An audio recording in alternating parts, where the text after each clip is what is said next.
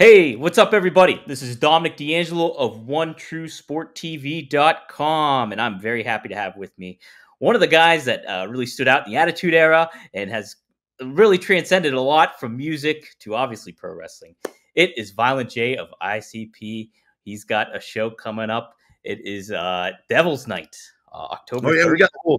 we got a whole tour coming up, brother. We got a whole tour going down. So yeah, Devil's nice. The pay-per-view, but we have a live stream happening every day from October 23rd all the way to the 30th.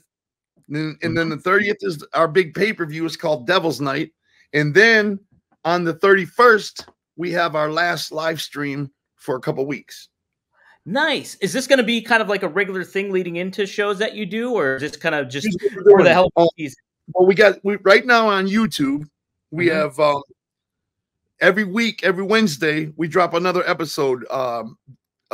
So this Wednesday will be episode 6. And there's 8 episodes in all. They're 45-minute episodes, and the show is called Lunacy. Okay. And those 8 episodes are basically used to introduce everybody to our characters and our basic storylines, you know. Then, so hopefully after everybody sees all 8 of those episodes, then the live stream shows begin on the 23rd. Every day it's a full card, right? We're going on tour, and so they can watch the entire show free on a live stream all those days. And then on the 30th is our pay-per-view, Devil's Night, and then again on the 31st is another live stream. And after that, here's how we're doing it, brother. Yep. Every week is another live stream. So we're doing on Tuesday nights, we're doing a live stream, the next week a live stream, the next week a live stream, and then a pay-per-view. All right. So every month there'll be 3 free live streams leading up to the blow-off at the pay-per-view, you know. And we'll do that every month. There'll be 3 live streams and 1 pay-per-view every month. And we're doing that for a year straight. That's awesome. That's awesome. Yeah. And you're introducing some new characters into the mix and kind of things like that, some new talent and everything like that as well. We're bringing the best we got. And I know people say that all the time. And I can only vouch for myself that I'm dead ass serious. We're bringing the best we got, brother. We're putting everything we got into this show. This is not something that's just for Juggalo eyes. This is for wrestling fans. You know what I mean? This is for wrestling fans of all walks of life. The promotion is Juggalo Championship Wrestling, so it'll always be Juggalo. That's in our name, and that's never gonna leave. But this show is for everybody. This show is we're trying to appeal to all wrestling fans. And I think we're doing it. And I think if you give us a shot and you watch these episodes of Lunacy, you may go into it with an expectation because it's Juggalo stuff, but you might be surprised because it's damn good wrestling, and that's the bottom line, man. Hell yeah. What are you kind of pulling from older promotions that you watched, and what kind of certain elements are you putting into play with this in your we've got guys that are legends in JCW, guys that some of the guys have been around. We've been around for 27 years. Damn, and some of the guys have been around that whole time. Guys like Madman Pondo and Too Tough Tony, you know.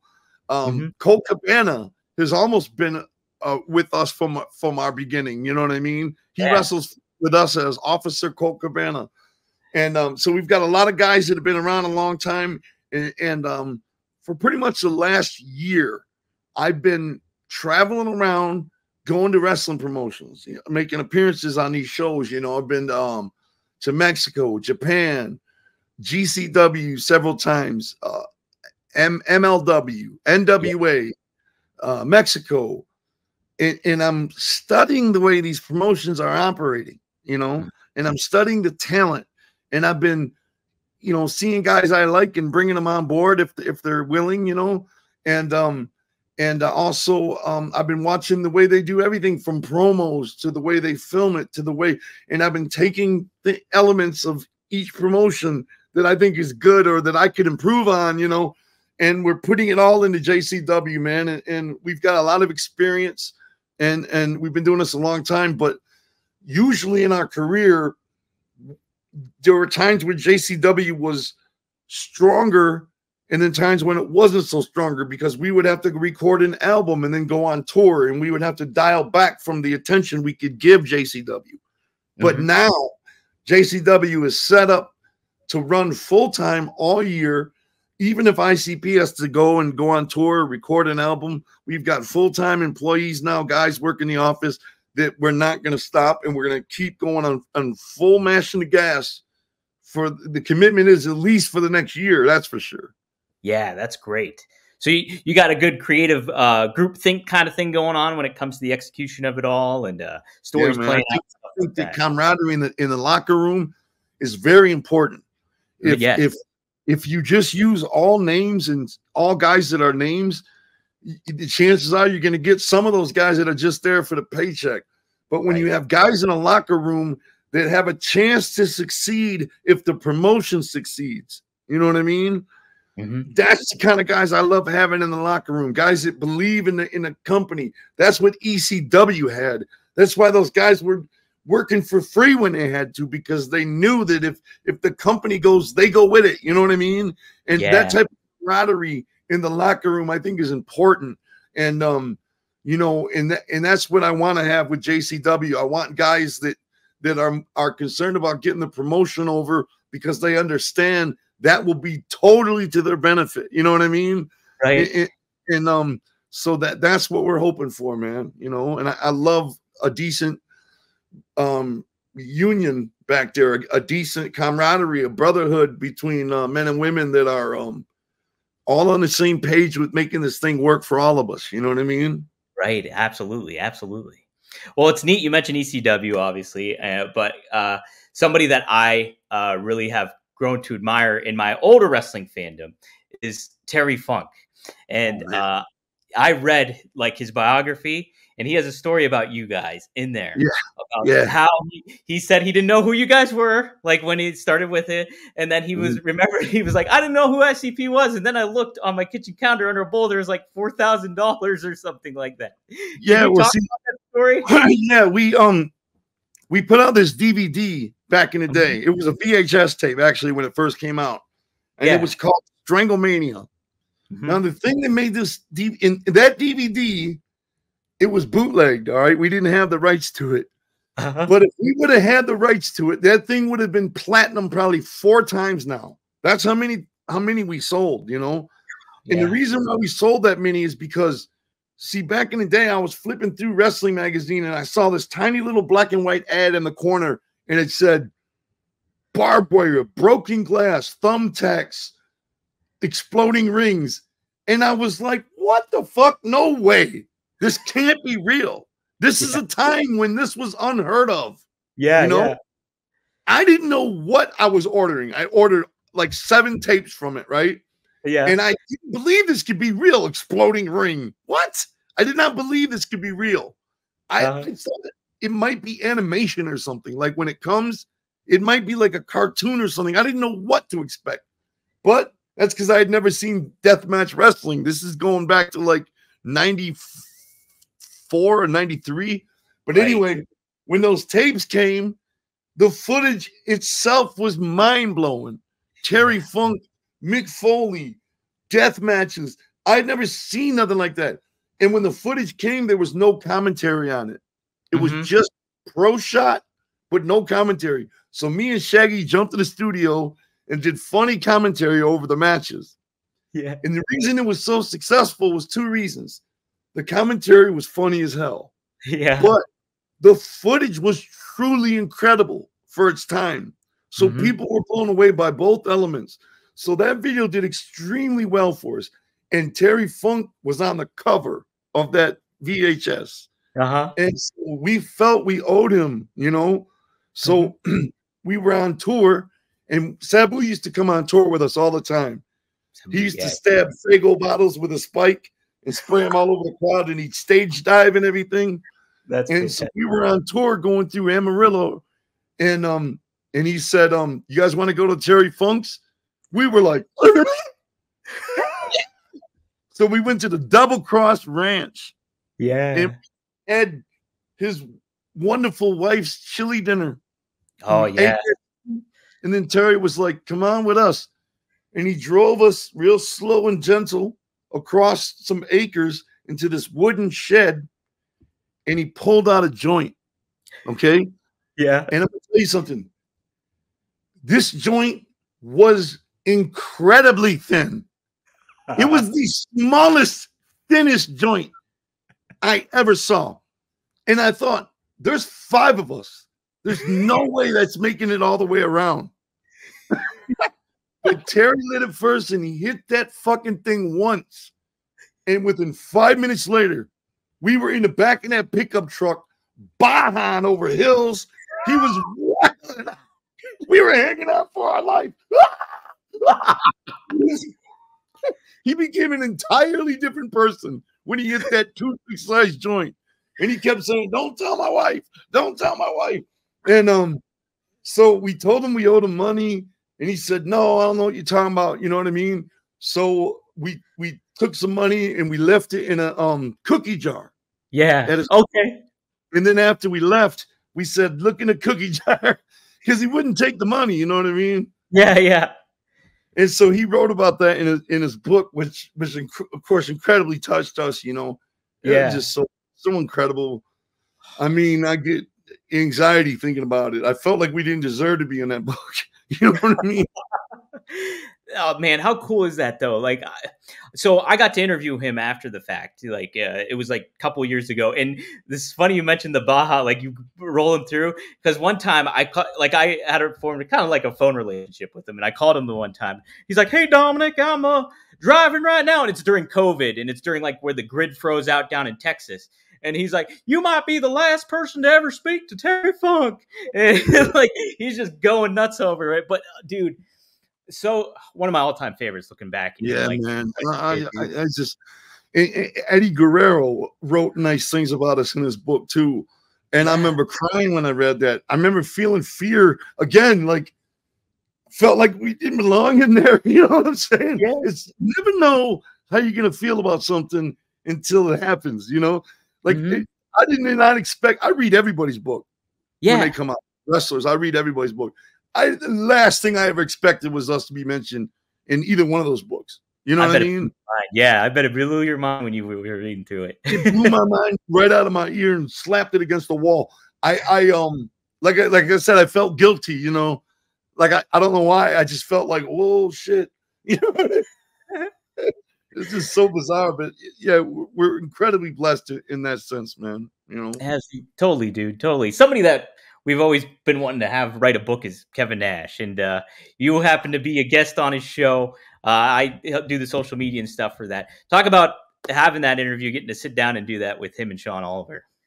Wow, I love Sean Oliver. I love Sean Oliver too. I really do. Kevin Nash. He's way too cool for me, man. I just get anxiety in his presence. You know what I'm saying? Yeah. When I was doing that interview, I felt the same way I did back in WCW when he would come down the hall. You know what I mean? Yeah. Like, you know, the big man's coming through. You know what I mean? No, that was awesome doing that, man. Sean Oliver hooked that up for me, man. We're doing a project together. He's doing a wrestling book, a coffee table book. Oh, it chronicles our entire career in wrestling. No big, shit. Beautiful, full color pages that chronicles every match, every promotion, everything we've done. It even begins where we began in the backyard. It's even going to have the programs that I used to type up on the typewriter, and my mom would make copies and staple them together. And we have the pictures in the program and everything. Our backyard wrestling programs are in there, all the way up till modern day stuff. You know what I mean? It's going to be incredible. Oh, that's going to, dude, Sean is such a talent. Like, he's not just in regards to, like, you know, doing wrestling commentary stuff or certain things like that. But when it comes to, like, his writing ability, his sense of humor, his timing, he's such a great person to be interviewed by. Like, he's just so multifaceted. So professional. We did one of his U-shoots years ago when he first started doing them. And I just instantly was a fan. Out of all the people doing it, he's doing it the best. Not only in his questions, but everything about him, his presence, the way he dressed. everything is so professional, and those shoot interviews were better than anybody else's. You know what I mean? They weren't just a guy sitting on a couch with a crinkly background behind him. The way he does it, it's lit. Everything's professional and beautiful looking. I love that guy, man. Yeah, he's fantastic. He's awesome. Got to ask too. Have you watched the Vince McMahon documentary at all? I did. What did you think of it? What are your overall thoughts? I was a little bummed out because I thought they were going to go heavy into the allegations. Yeah, you know, in the dirt and all that. You know, I thought I would learn. I guess I thought I would learn a lot that I didn't know, but I pretty much knew all of that. You know what I mean? And I thought, man, if with Netflix doing this, it's gonna school me. Like I'm gonna hear versions of stories I never heard. You know what I mean? But I didn't really get that. You know, and I thought, man, and I watched it marathon one day. I just watched everything back to back to back, and I keep thinking I'm gonna have to go back and watch it again. Maybe I was in the rut by the time I was on the 4th episode. I wasn't paying as much attention or something. I don't know, but my friends are so blown away by it that I'm gonna have to go back and watch it again to see if maybe, I don't know, I just became numb or sensitized to it by then and I wasn't catching the information but I've read the entire, all the thing, like the whole, what is it, indictment or whatever it is? Yeah, the I read it all and I watched endless YouTube things about it. And so I felt like I knew most of everything they were saying on there. You know what I mean? Right. I felt the same way. I got like the nostalgia fix from it because it was like, oh, it reminded me of a kid being up in the Attitude Era and being enamored with like Scott Hall and RVD and all these elements coming into play. So that really scratched the itch for me there. But I did not learn anything new when it came to aspects of me neither. But I definitely enjoyed it. There's no question about it. Yeah, for sure. I thought now a big telling, and I keep saying this on the shows that I do, a big telling aspect on episode 1, I thought, is him masking all that stuff that happened to him as a child, I think, and then going in and with his dad too, and him kind of like not getting that love or affirmation from him. I think that really told this initial story of Vince McMahon and really encompasses who he became as a person, I think, in a lot of ways. So that's, it's funny because Vince McMahon used to be one of my favorite people on the planet. Yeah. You know? Yeah, I would say like in the top 5. It's funny because Eric Bischoff is in my top 5. Yeah. Of favorite people, you know? And I come up with that conclusion because when I hear him speak like on his podcast and all that, I find myself agreeing with most of everything he says. You know what I mean? And I like and I read his book several times, you know, and I understand where he's coming from, and I feel like I relate to that man. I don't know him personally very well, but I used to feel the same way about Vince. Like I loved his philosophies on doing business, even if you fell out with somebody. If there's money in it, bring them back and all that, you know. But then when all those crazy allegations came out, it kind of robbed me of that, you know what I mean? But we'll wait and see what happens, you know what I mean? It is, yeah. Obviously, if it's getting investigated by federal government and all that stuff, it's kind of damning, but it's also like we haven't heard everything, so we'll have to wait and see how it all goes. But it doesn't look good, and it's just like, man, shows what complicated. Like I'm kind of bummed they didn't show as much of a complicated person as he probably is. You know what I mean? And how he kind of just handles things certain ways. But yeah, I thought it was interesting for sure. He'll always be an enigma, even if he does reveal all. Right. I think still be left with questions. You know what I mean? Right. We're still gonna, what the hell's going on there? That's the big aspect. So cool, man. So people can tune in the YouTube channel. Give a little bit more information on that again. Yeah. It's on YouTube. It's called Lunacy. And we got Matt Cross as our world champion. He just took the belt from Willie Mack, the chocolate juggalo, at Bloody Mania 17, which is our event that we have every year at the Gathering, you know. And we've got the Backseat Boys with the original Backseat Boy Johnny Cashmere as their manager, and they hold the JCW tag team belts. And then Caleb Conley is the JCW American champion. Oh. And we've got Nick Gage.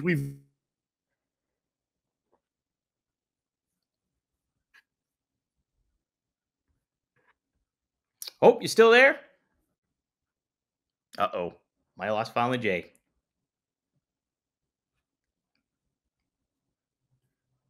Let's see here. Let me type it. Can you hear me? There you are. There you are. So yeah, you got a lot of great names coming in on the October 30th, you know. But really, I want everybody to check out Lunacy. Give us a chance. Go on YouTube, JCW Lunacy. Give us a chance, man. You might be surprised. You know what I mean? Absolutely. Give it a look. I'm definitely going to tune in. I'm excited to see the presentation of it all and all the talent that you got in and how it's going to, the build to it all is all the excitement. So yeah, man, absolutely. Yeah, I've been appearing at these promotions, and we've got a battle taking place at Bloody Mania 18, which happens in August of 2025 at the Gathering of the Juggalos. It's going to be JCW versus GCW in 2 days of war. Holy shit. That's right. Damn. A two-day battle. JCW versus GCW. And that program has already started unfolding now. And as of right now, things are peaceful. But I don't expect it to stay that way. Not wrestling. Not wrestling. Hell no. We're super excited about that, man. I need to stay out of the ring, though, man. I'm not wrestling. I did something for GCW the other day. I was supposed to get the hot tag and come in and throw the guy into the ropes and give him a Samoan backdrop. I did not want to wrestle, but they talked me into it. So I get in there, I throw the guy into the ropes, and I get ready to give him a Samoan backdrop, and I go to pick him up, and my knees just buckled. I just fell. I don't know what happened, but I was like, I fucked it up. So then I didn't know what to do, so I just threw him into the ropes again, and this thought came into my mind. Okay, so you threw him back into the ropes. Now you got to try it again. If you fuck up this time, there's no coming back. You know what I mean? It's either you're going to crash and burn or you have a slight chance of redeeming yourself. You know what I mean? Yeah. He came flying back and I picked him up. I got him all the way up and it did it. And I was like, oh, thank God I nailed it that second time, man. Second time that's why I'm getting out of the ring, man. I just don't got it like I used to. I don't think I ever had it, but I know I don't got it now. Pick and choose your moments. That's it. That's right. That's it. Well, cool. Violent J, dude, it's awesome to talk to you. I'd love to reconnect again at some point. And oh yeah, man. Thank you for talking to me, brother. And thank you for letting me tell the world about JCW, my man. Absolutely. I'll be sure to include the links down below on the YouTube video and on the audio form that we do too as well. So we'll get the word out about it for sure. So thank you, my brother. Yeah, thank you too. Thanks everybody for tuning in here at OneTrueSportTV.com. Woo woo.